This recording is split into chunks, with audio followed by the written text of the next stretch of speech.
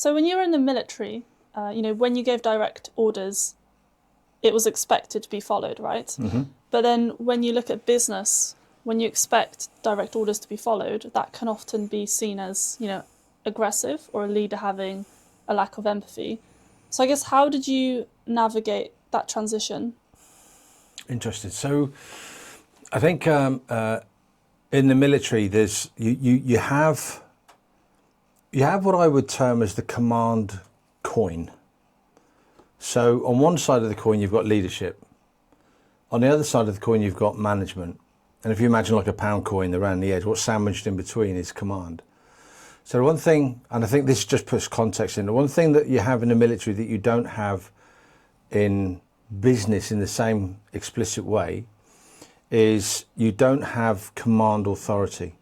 So when I was a company sergeant major or a sergeant or a corporal or a captain, by virtue of my rank and by virtue that everybody recognised what that rank was, that gave me command authority.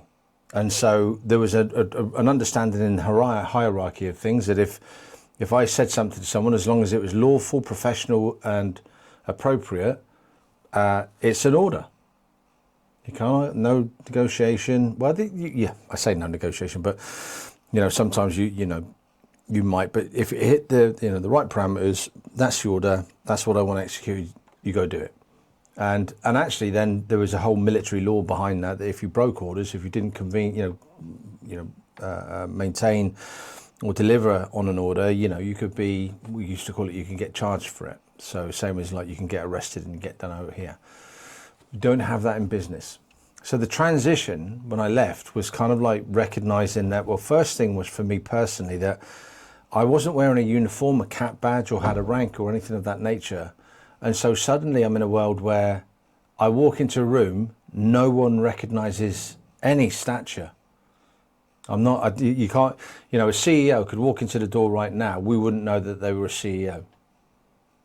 And so, for me, that transition was kind of like really recognizing that I'm kind of like in a different world where how I engage, how I communicate, how I talk, how you engage with a team is a different mechanism to get stuff done. Now, to go back to the question, in an organization where there's a hierarchical structure, and the vast majority of businesses have a hierarchical, structure. There's lots to talk about the matrix structure and creative businesses, and that's probably a conversation for another time. But there is generally somebody who is at top and then somebody who is delivering, at tiers below. The understanding then is kind of like, if things cascade down, we have things like a job description, roles and responsibilities, so you have all of these things, but with no badges. Generally speaking, I mean, if you go to a big supermarket, you might find there's different uniforms. The manager might not wear a uniform as the same as someone on the shop floor. But what you have there is a recognition of the hierarchy and how you actually act appropriately or inappropriately between that. And, again, that's part of the challenge. So my transition was really, and again, because I came into the coaching world from my military performance coaching to business coaching, it was a self-recognition of, firstly, I don't expect anybody to recognize me when I walk in the room. So I had to get into that frame of mind and reference. It didn't mean they thought any less of me or any more of me. It just meant that I wasn't wearing anything that said, hey, Steve Gaskell's just walked in the room. It just meant that kind of like, in an organization, you have to build that through experience and knowledge and people knowing who you are and what you do. So that was it a difficult transition? Not really. I think in part because I'd recognized that and understood it. Sadly, for a lot of veterans, they don't. And that is a challenge for some veterans that leave. And so for in business, when you're talking in terms of then you're giving instructions, the key then out here is the clarity of instructions you're given. Mm-hmm. I didn't need to be wholeheartedly clear in an instruction. It's kind of like, do that. And I would expect them to go away and do it.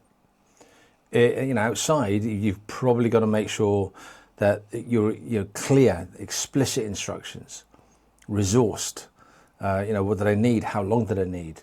And time, when is it got to be done by?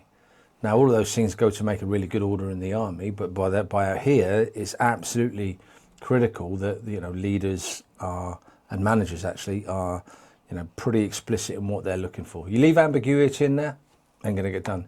You can get away with ambiguity in the military because there is that very, very clear hierarchical structure, and then people are kind of like, have I done what I need to do? And I'll do that.